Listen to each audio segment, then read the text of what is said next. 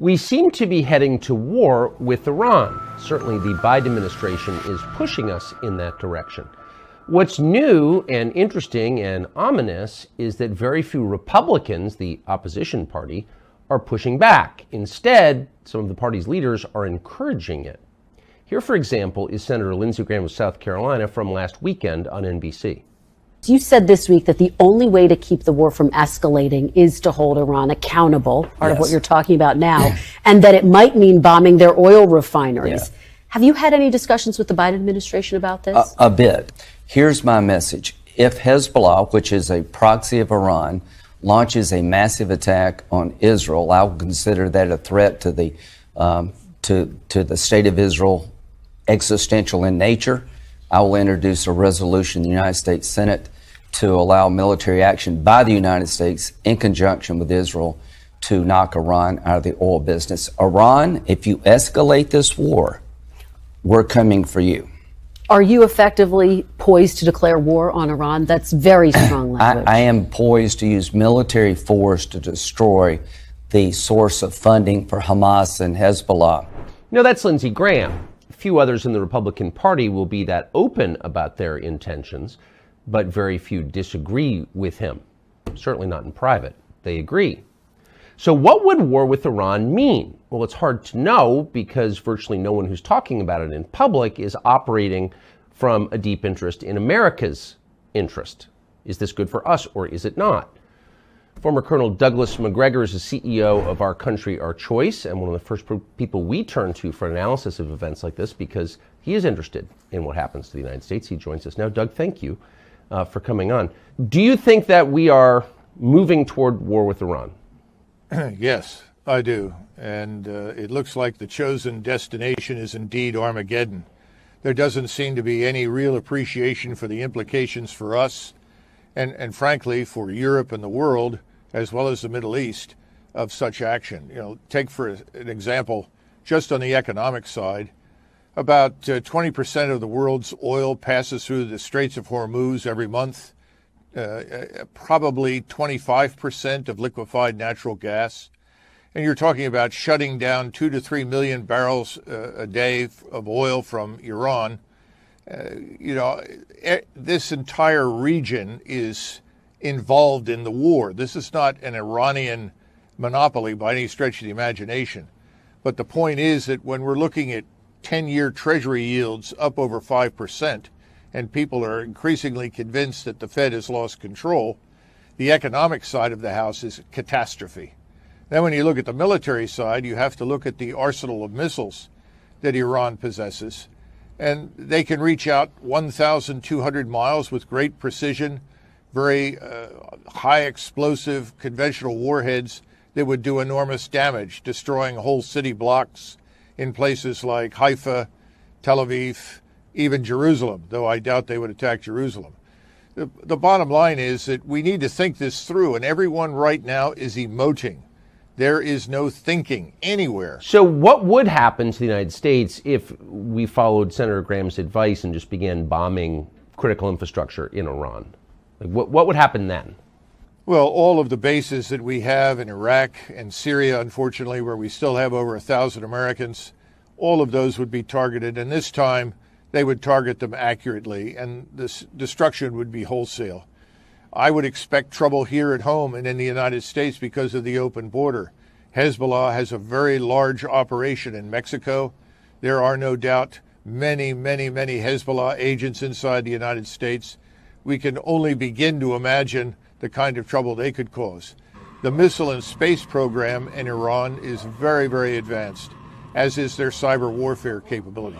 All of these things would be brought to bear against us. So many questions, but just to back up one click, you described Iran's missile arsenal, but Iran is a country that's been the subject of a very intense sanction regime from the United States, increased by the last president, Donald Trump, but for a long time. How is Iran still such a powerful country militarily given those sanctions? It sounds like maybe they didn't work. Oh, no, I think that's an important point, Tucker, and you're absolutely right. We place so much value on these sanctions and assume that they have this profound impact. Normally, sanctions harm the population in terms of lowering its standard of living, making life more difficult for the everyday citizen, but it doesn't fundamentally alter the policy or the goals and objectives of the government. And this is something that I don't think we understand. And the same thing is true for Hamas and Gaza. You know, you want to go after Hamas. You want to destroy it. I think everyone with a sound mind is interested in the destruction of Hamas. But do you want to kill hundreds of thousands of people in order to get at Hamas? That's the question. We have the same problem in Iran. Our sanctions have not harmed the regime's ability to develop and build very, very complex and sophisticated missiles. These missiles are very accurate now. There are hundreds, if not thousands. And the long-range missiles, the 1,200-mile range theater ballistic missiles, are a very serious threat to us in the region and to Israel. And the sanctions have had no impact there. If anything, the Iranians have pulled together the best human capital in their country, the best engineers, the best thinkers, and put them to work primarily on missile technology and on cyber warfare. And that's where we stand right now. We have to expect the worst as a result if we strike Iran. How is the U.S. military, do you think, having spent your life in it, leading troops in combat and at the Pentagon, positioned to respond to war with Iran right now? Are we in a strong position or not, in your view? No, I don't think we're in a strong position. I think we're probably at the weakest point in our recent history. I think you've got to look at the realities of new weapon systems, new capabilities. The United States Navy, if it's going to preserve its capability at sea, is probably going to be compelled to operate somewheres north and west of Sicily. If it comes within closer range, then it falls into this envelope where the Iranians can strike it. And as I said before, we have to assume the Russians will come into this.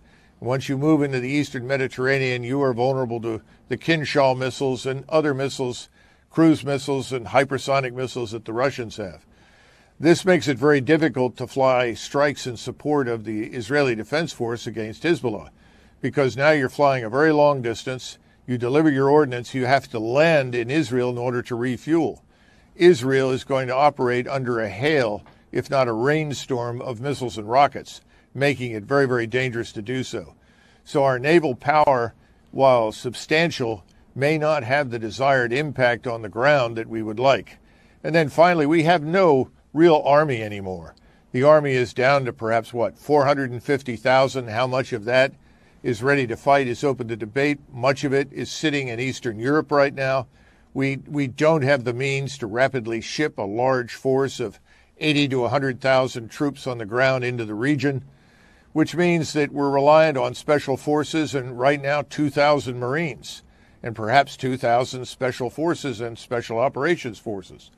That's not going to make much of a dent. And as we've seen quite recently within the last 24 hours or so, some of our special ops forces and Israeli special ops forces went into Gaza to reconnoiter, to plan for where they might want to go to free hostages and make an impact. And they were shot to pieces and took heavy losses, as I understand it. I think that's where we're headed. And I don't see that as a win for Israel in any way, shape, or form, and I certainly think it's very dangerous for us. And Hezbollah attacks from the north, that will bring in everyone else. And we're suddenly confronting a war on a regional level that is going to harm us economically, physically in many ways, but could threaten the very existence of Israel, which I think is the root problem here. We don't want Israel's existence threatened. We want to save Israel. We want to keep it intact. But we may not be able to do that if this war runs out of control. And let's be frank, historically, wars run out of control. They move in directions you never anticipated. So if you think you can plot this route forward, as Lindsey Graham thinks, you're crazy. Once this is unleashed, it's not manageable anymore. آنچه در مورد ما میگویند